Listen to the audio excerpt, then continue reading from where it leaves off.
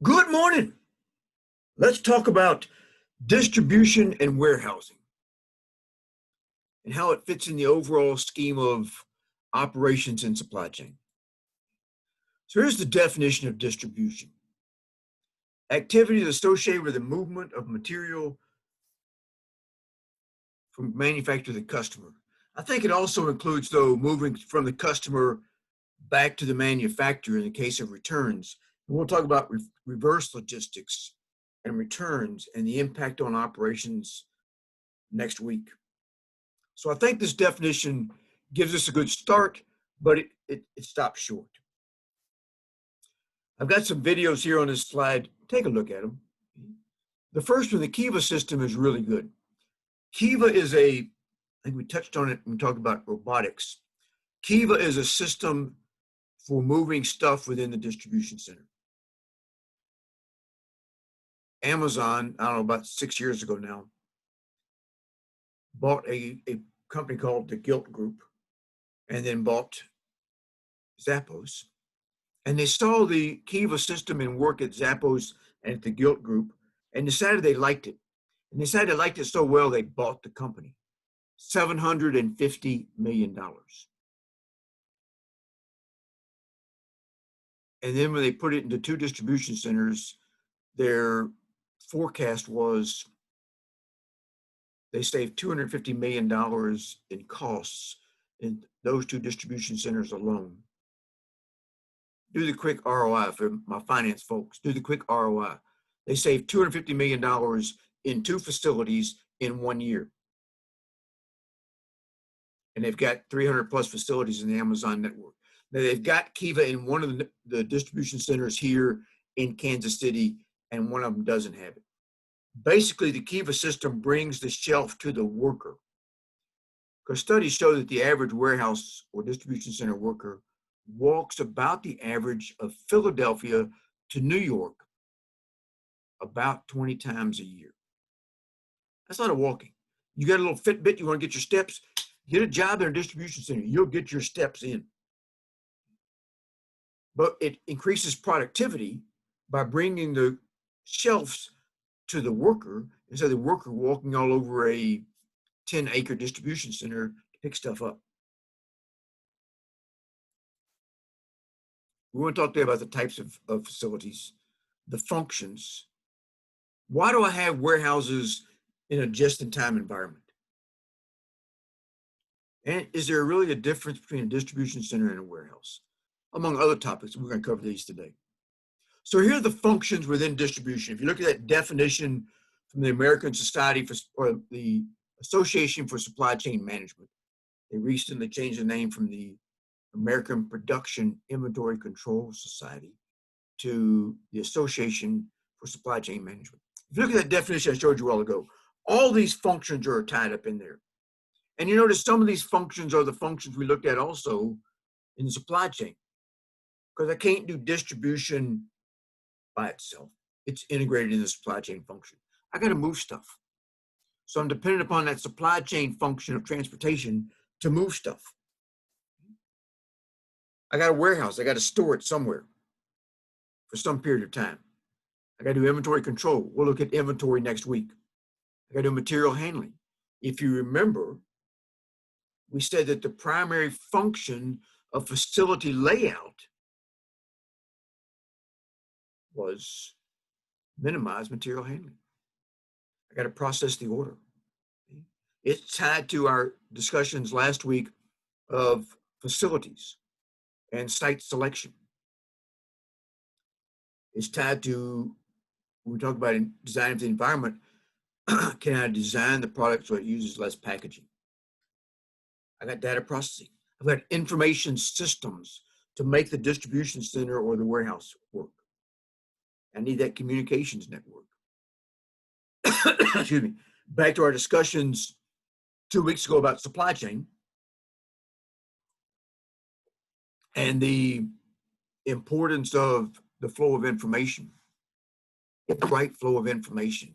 I've got way too much stuff or way too little stuff on the shelf in the distribution center, and I may not know where it's at. So the distribution center, I'm using it to store inventory. Short term, warehouses store for longer periods of time. The purpose of a distribution center is get the product in, get the product out. So it's tied to site selection. Where do I put it? We talked about some of these things last week. We talked about site selection. Where do I put the facility? How do I lay the facility out? How many facilities do I need in my network? I got to think about receiving the product, storing the product, and then retrieving the product so I can ship it when I think about the layout itself. So this is not a standalone topic. It's tied back to our discussions of supply chain. It's tied to our discussions of facility layout and design and site selection. They're not the same thing. I mentioned this earlier during the discussions of supply chain. And it's just my theory, from my experiences, from my background. A warehouse tends to store for longer periods of time, while a distribution center, its primary function is get the product in, get the product out quickly, and minimize that time lag between picking the product and delivering it to the customer. Reduce that distance between me and the customer. That's exactly why Amazon has in excess of 300 facilities, and by next year should be approaching 400 facilities in their network, because they want to reduce that time lag, that lead time from when you order to when you receive it. Put the product as close to the customer as possible. So they're not the same thing. They've got the same functions. We'll look at the functions in a second. They have the exact same functions, but the difference is at storage time. The newest iteration in this family of storage facilities, as we morph from strictly warehouses to warehouses, distribution centers, now we've got this new thing called a fulfillment center. A fulfillment center is really nothing more than a distribution center that only deals with online sales. So for example, you go down to Ottawa, American Eagle has a facility in Ottawa. Part of the facility is the distribution center that supports retail store operations. And the other part of the facility is a fulfillment center, which only deals with American Eagle online sales. Here's some examples here of storage facilities, warehouses, distribution centers. This one is in California. This is wine being stored in a facility in oak barrels to age it so it's the proper flavor when it's put into bottles. This is an example of old-time warehousing. This is the docks in San Francisco. You'll notice that you got a small area there where the ships would come in. They could offload into each of those little doors there, the stuff on the ships, and store it there at the dock until it was needed somewhere else. When I go through a distribution center, this is the kind of things that concern me. When I see boxes opened hurriedly, I never know if it's open in a hurry because they're trying to pick as many products as possible in an hour, because they're getting graded and rated based upon how many picks per hour they do, or if it's open really quickly because they were trying to steal something out of the box. And I've seen both those occur. Here's a little more organized facility down in Panama from a few years ago. Nice and neat, everything dress right dressed, nice, neat operations. Harder to lose stuff when the facility is organized nice and neat like this. This is a facility in Kentucky. Took it several years ago.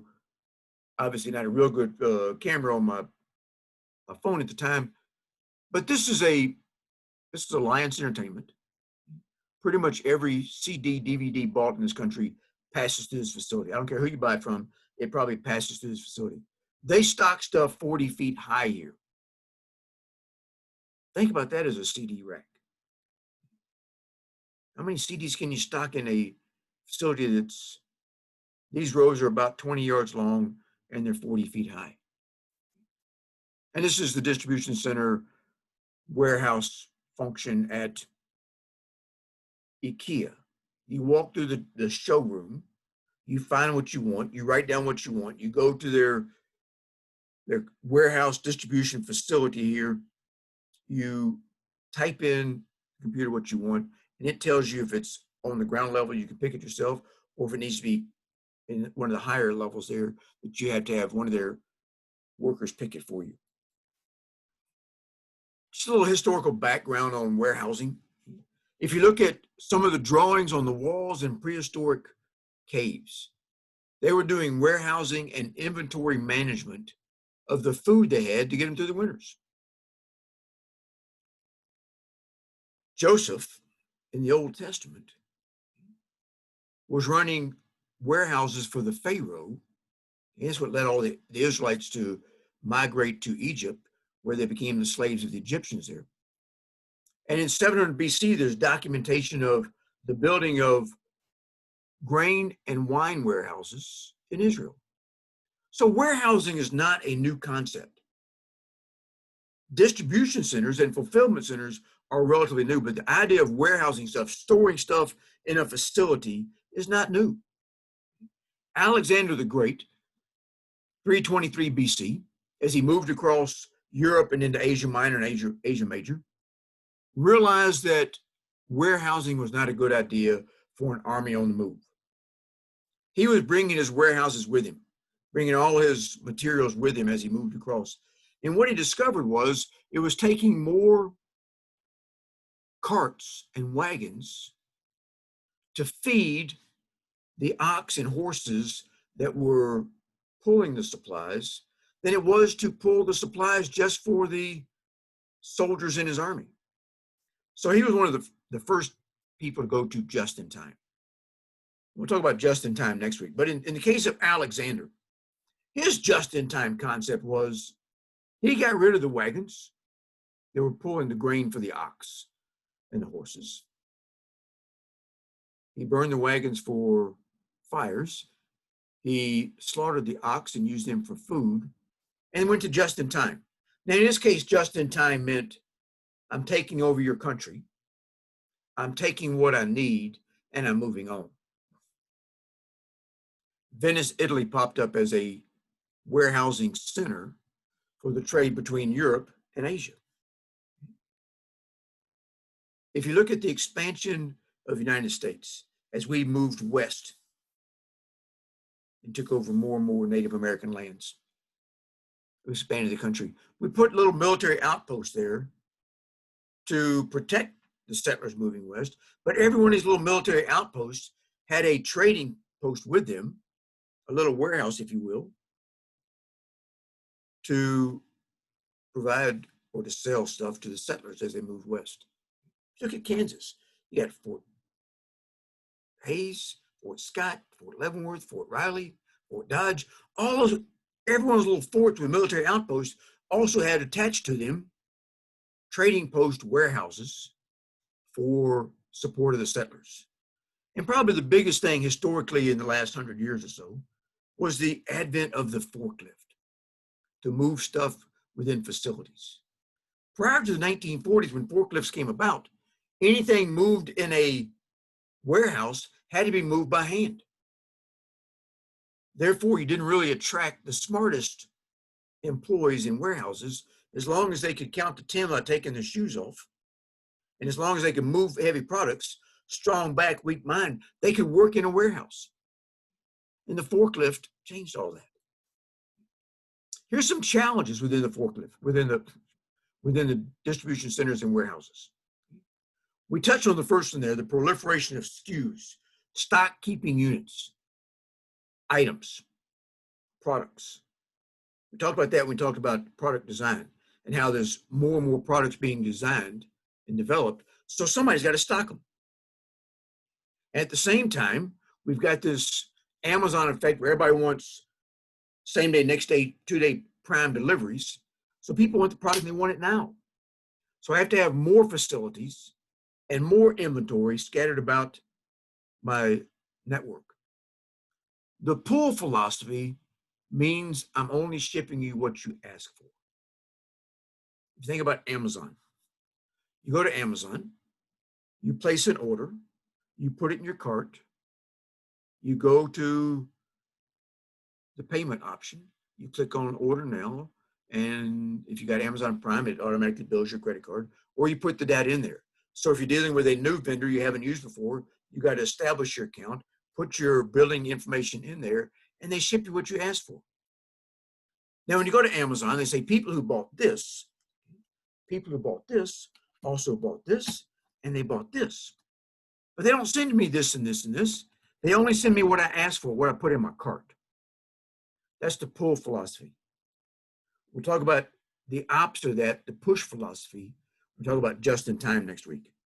There's smaller transactions because now I order only what I need. In the past with a warehouse, I was supporting a retail operation before I had distribution centers. Now my distribution centers support my retail operations. They order in bulk. I'm running a store. I order 10, 15, 20 shirts of a selected style, various sizes.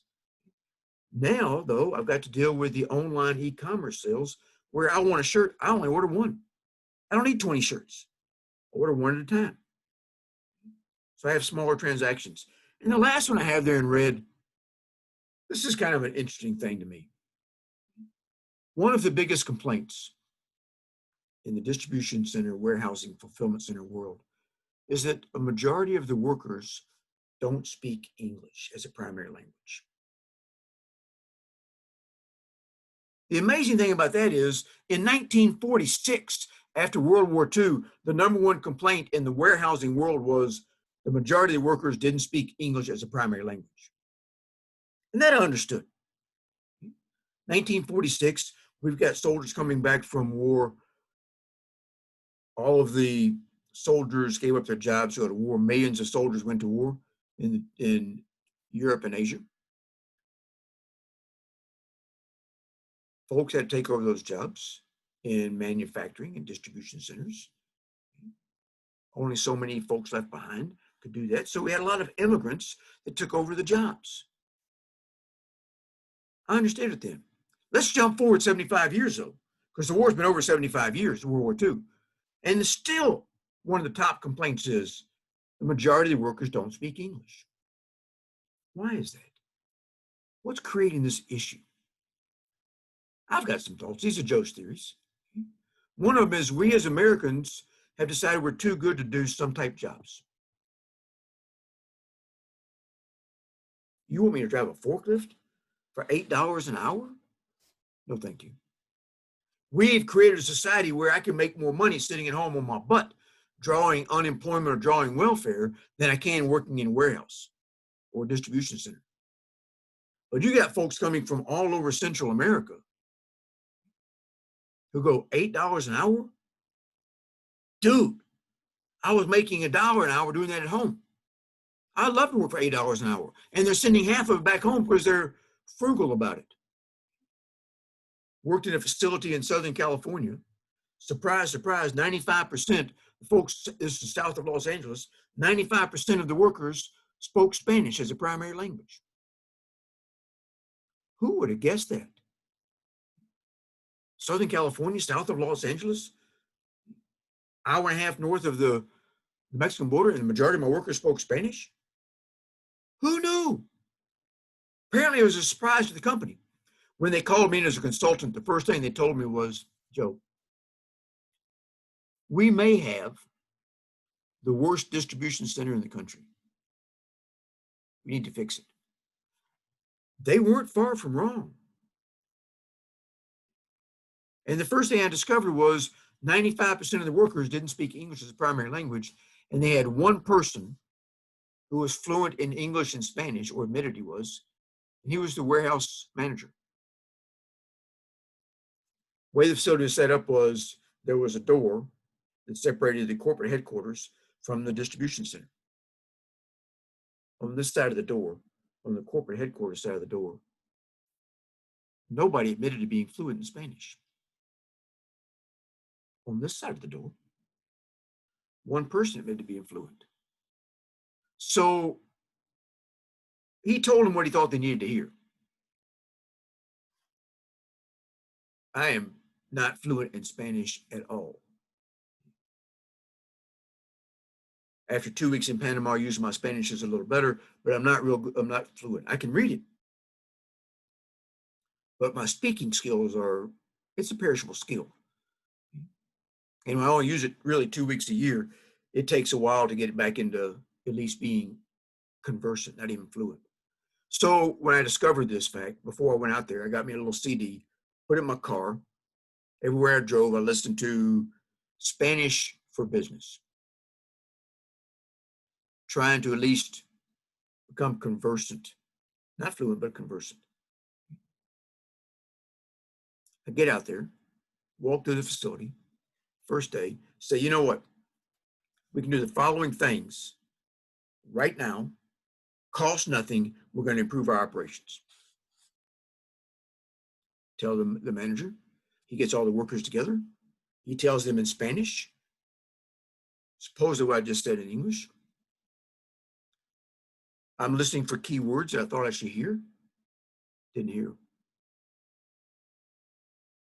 He put the workers back to work. Said, so I listened to what you said. I didn't hear you say anything about this, this, this, this, and this. His chin hit the floor. You speak Spanish. Un poquito. And what I speak is muy malo. Very little and not very well. Actually, very bad. But I expect you to hear the following words, and I didn't hear them. He goes, Joe, you know, on the other side of the door there, nobody speaks Spanish. So whatever they tell me, I just tell the workers what I think they need to hear. My first thought was, dude, if you work for me, I'd fire you on the spot. If I tell you something needs to be done, you need to tell the workers what needs to be done. We can fix some of the issues at no cost just by changing some simple practices. So this goes back to our discussions about strengths, weaknesses, opportunities, threats. Pick up another language. If you're a supply chain person, pick up another language. Spanish, second most prevalent language in the world, right behind Mandarin. We can't expect everybody to speak English all the time. Here's some other challenges. There's a growth of third-party logistics providers, 3PLs, third-party logistics providers in this country and around the world. Folks who do some aspect of the supply chain as a core competency. Trucking, distribution center management, order management. There's a growth of them. So it's not really a challenge. This is really more an opportunity, because if I can't find somebody to do something right, I can find another company that does it as their core competency. We've talked about the other two pieces multiple times in this course. And the last one is returns, and we're going to talk about that in great detail next week. Returns and reverse logistics. But this is a picture here from IKEA down in Johnson County in Merriam, Kansas. They've got two elevators. When you walk out of the parking deck and go into the facility, to the right, there are two elevators that only go to the returns area. You go to the left, you go up the escalator or the elevator up to the showroom, where you can then walk through the huge showroom and see what it is you want. But they have two elevators dedicated just to the exchange returns area. They have that much stuff coming backwards. They want to dedicate these two elevators to those activities. Now I've got to carve out a space in my distribution center for returns coming backwards. I got to think about customer service. Again, the reason I have a distribution center where I have it is to put, in most cases, to put the product close to the customer. I need to look at inventory accuracy. We're going to look at inventory management next week. But I need to lay my facility out, tying back to our discussions of facility layout. I need to lay my facility out so that I can have a neat organization. I can keep it clean. And I have better inventory accuracy. Usually that piece of housekeeping is tied to employee pride. The more I integrate the employees into the operations, the more I make them feel like they're part of the company and part of the family, the more pride they take in the facility. One of the videos that I asked you to take a look at on Zappos, kind of give you a little tour of the Zappos facility. When I went through there, those folks are very, very proud of their facility. That floor looked so clean, you could eat off of it. No trash anywhere. They were very, very proud of their facility. And the more I can make you feel like you're part of the company family, the more pride you're going to take in that facility. Now, here's the functions of warehouses, distribution centers, fulfillment centers. They're the same functions in all three. Okay, Joe.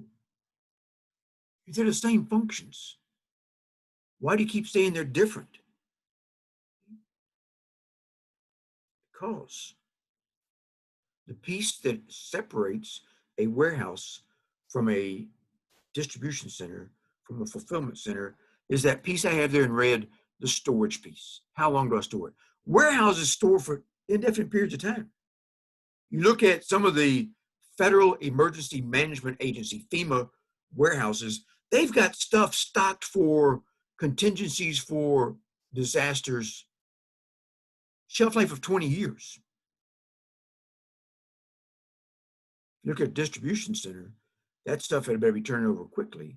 Look at a fulfillment center, it should turn over even more quickly because I'm doing all these smaller orders. All those functions feed some things we looked at before and we'll look at in the next week. Perfect order fulfillment.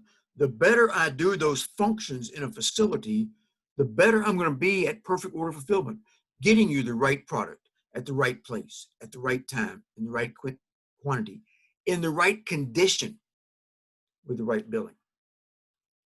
Carrying cost, we touched on before, and we'll look at it in great detail next week. Carrying cost is the cost of having stuff on the shelf.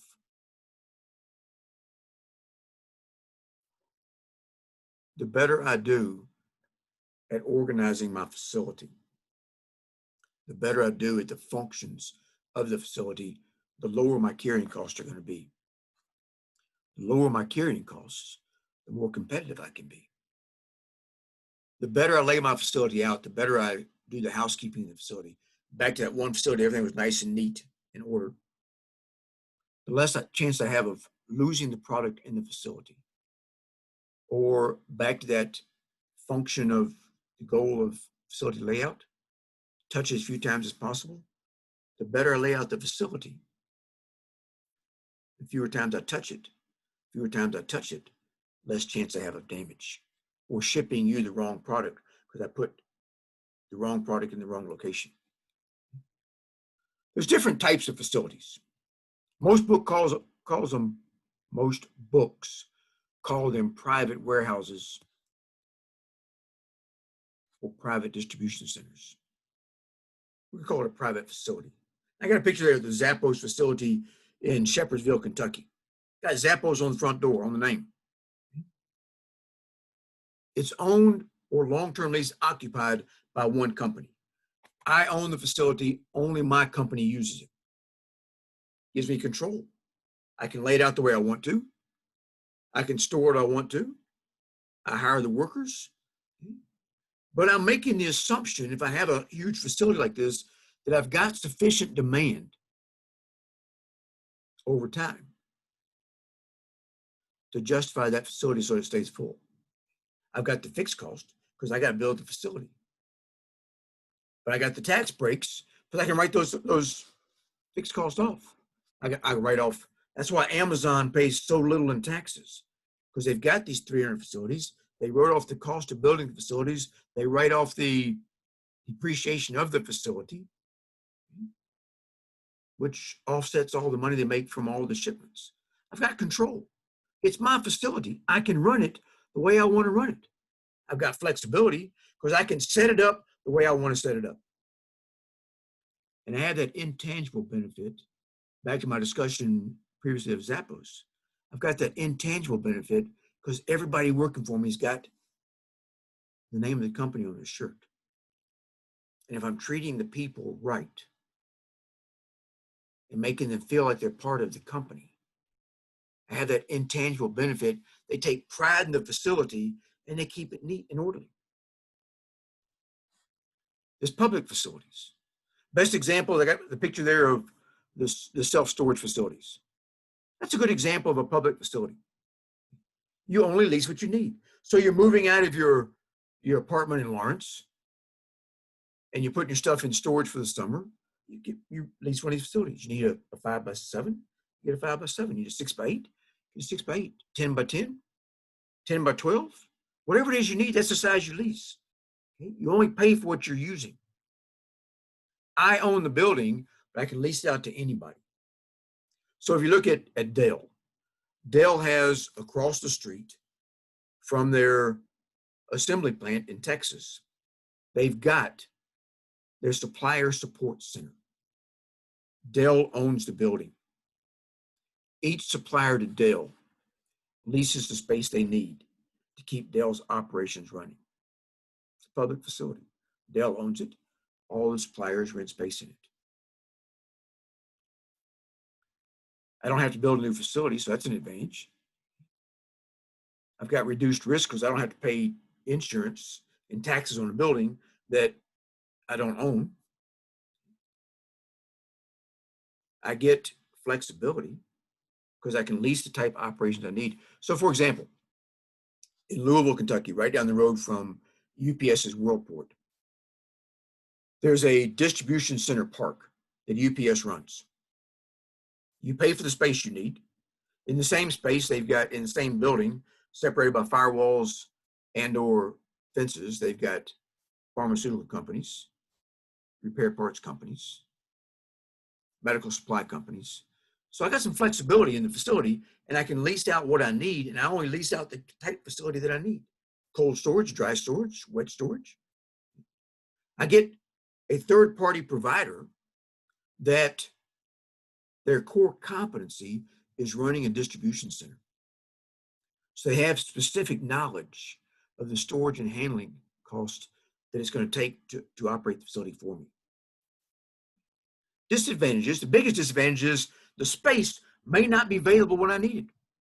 I may be forced, if I'm using a public facility, I may be forced to lease a space on retainer so it's there when I need it. We talked about third-party providers who are in warehouses, distribution centers. I outsource my operations to them because it's their core competency. Earliest example of that is Joseph in Egypt, running grain warehouses for the Pharaoh. He wasn't an Egyptian, but he's running the warehouses because he had that core competency that the Pharaoh needed. Another topic in distribution is cross-docking. Now, Walmart will tell you they invented cross-docking. They didn't invent it. They perfected it, but they didn't invent it. With cross-docking, what I'm doing is I'm using part of my distribution center for a temporary transfer point to hold inventory in a staging area without putting it on the shelf. So the inventory never becomes part of my inventory account. It comes in, it goes to a staging area, and it goes out.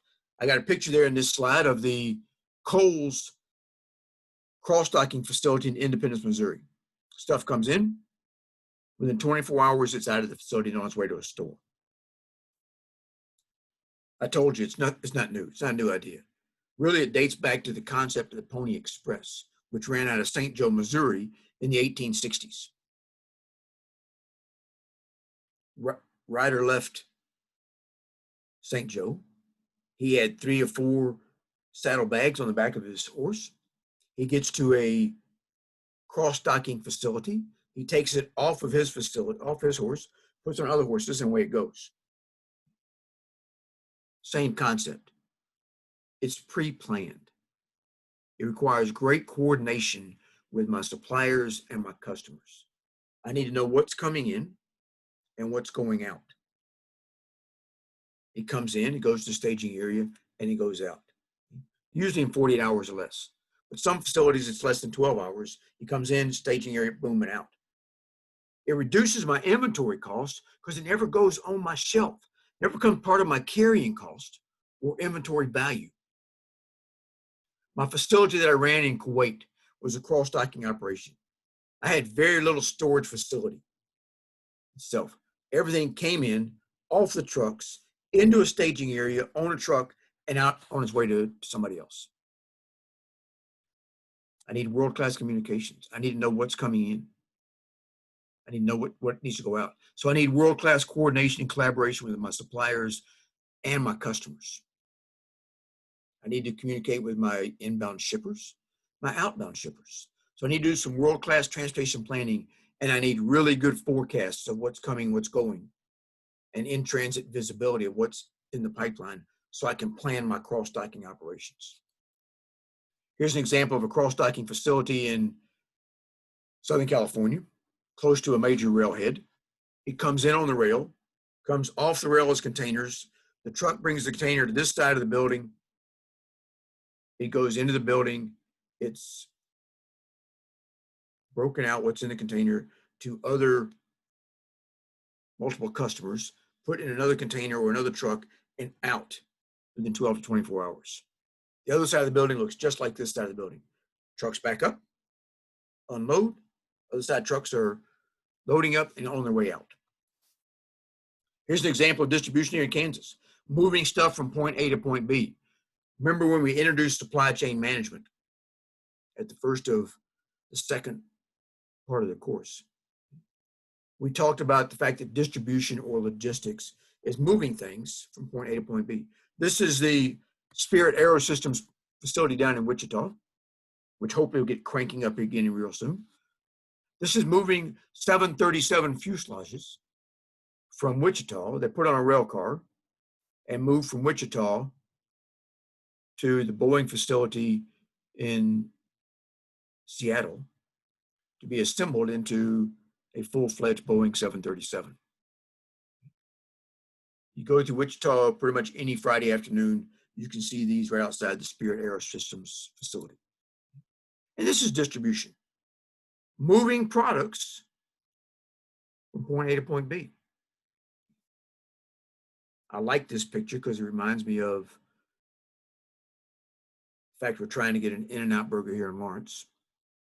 So a reminder here, if you have not done the In-N-Out Burger extra credit, go back and look at the very first video of the semester.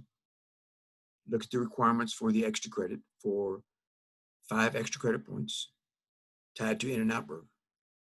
And hopefully pretty soon, we'll see these In-N-Out Burger quality you can taste trucks moving in and out of Lawrence, Kansas. So let's wrap this thing up. We looked at different types of warehouses or facilities, public versus private. We looked at warehousing versus distribution center. Same functions, same activities. The difference is a warehouse tends to store for longer periods of time. Why do I have a warehouse at a distribution center? I got to store the product. I have the distribution center or the fulfillment center to put that product as close to the customer as possible. Reduce that lead time from when you order it until you receive it. Looked at private versus public. Private, I own it. Only my company stocks it. Everything inside that facility is inventory of my company. Public facility, I own it, but anybody can lease space in it. You lease the space you need in the type facility you want, whether it's a wet storage, dry storage, cold storage, or other type of product you're storing. The benefit is I don't have to have a facility if it's a public facility. I don't have to own one. The disadvantage is the space may not be available when I need it. We looked at world-class warehouses. Cross-docking. It's an example of world-class warehouses. Cross-docking is pre-planned. I need world-class communications, world-class collaboration and coordination with my suppliers and my customers. I bring the product in, off the truck, to a staging area, on a truck, out the door, 48 hours or less. Never goes on the shelf. So it never becomes part of my inventory costs. it's part of my part of my cost of goods sold, but it's not part of my inventory value. So when we look at inventory turns next week, we'll see how it impacts inventory turns. We looked at the pull system, only shipping what you asked for, which ties to our discussions next week of inventory management. We looked at the layout of the facility based upon those functions, and the location, which ties to our discussions of facility layout planning and facility site location. We looked at some historical examples of warehousing and distribution centers. Again, folks, look, this is the last testable piece, last piece of instruction for exam number 3. So we're really about 75% of the way through this course. We have one more week. We have tomorrow's exam and then one more week of classes. Stay focused, stay engaged, stay disciplined. But above all else, folks, stay healthy. Continue to do the physical distancing piece. Wear a mask. I know wearing a mask is a pain in the butt.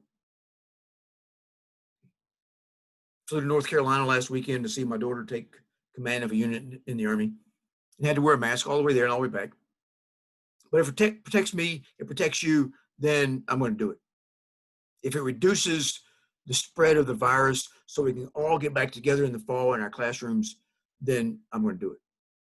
Because I like seeing my students face to face. So stay healthy and stay happy. Don't let anybody influence your happiness. Don't give them that kind of power over your life. Only you can determine your happiness. Don't let anybody else do that for you. Have a great day. I will see you this afternoon. I'm going to do a video on the homework review for tomorrow's exam. So I'll see you in that video. And our next class of new information will be next Monday. We'll talk about the exam when I talk about the homework. See you soon.